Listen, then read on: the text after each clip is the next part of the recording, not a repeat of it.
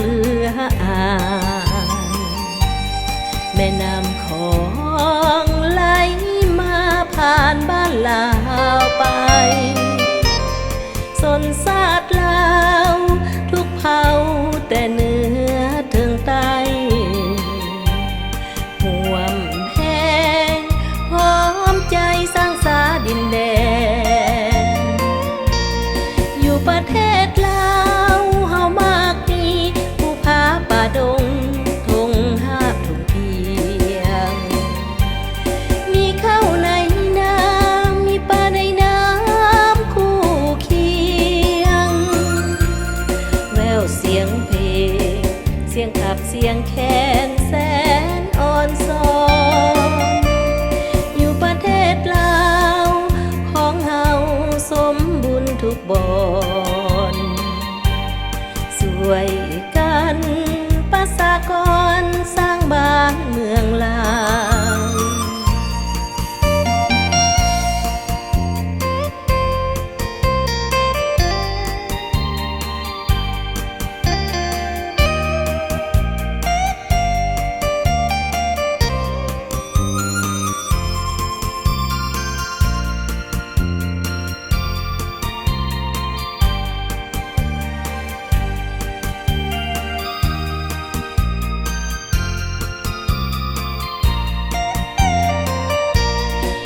ประเทศลาวเฮามากมีภูผาป่าดงทงหาบทุ่งเพียงมีข้าวในน้ำมีปลาในน้ำคู่เคียงแววเสียงเพลงเสียงขับเสียงแคนแสนอ่อนซ้อนอยู่ประเทศลาวของเฮาสมบูรณ์ทุกบ่อนสวยกันประชากรสร้างบ้านเมืองลาว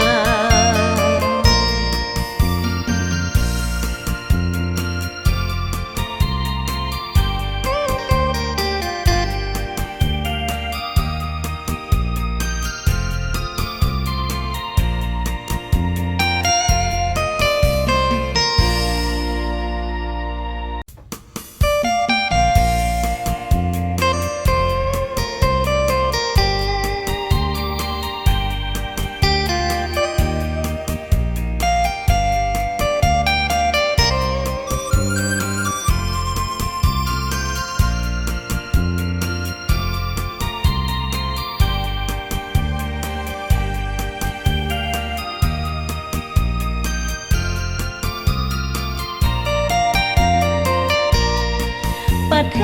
ศลาวกว้างยาวสุดตาเหลืออ่านแม่น้ำของไหลมาผ่านบ้านลาวไปสนสาดลาวทุกเผ่าแต่เหนือถึงใต้ห่วมแห้งพร้อมใจสร้างสาดินแดนอยู่ประเทศลาวเฮามากมี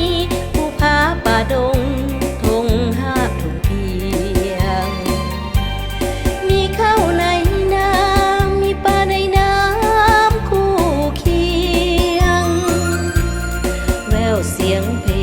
งเสียงขับเสียงแคนแสนอ่อนซ้อนอยู่ประเทศลาวของเฮาสมบูรณ์ทุกบ่อนสวยกันประชากรสร้างบ้านเมืองลาว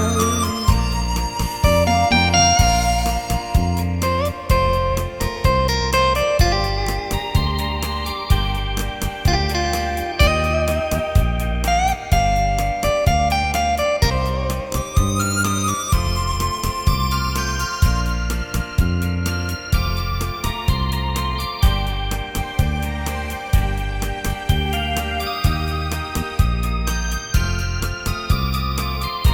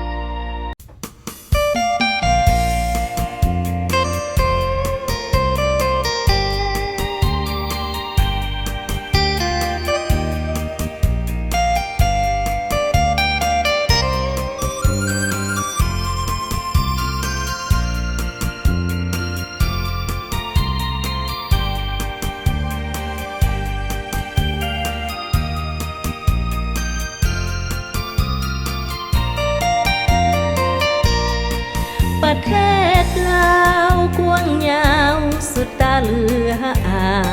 นแม่น้ำของไหลมาผ่านบ้านลาวไปสนสาด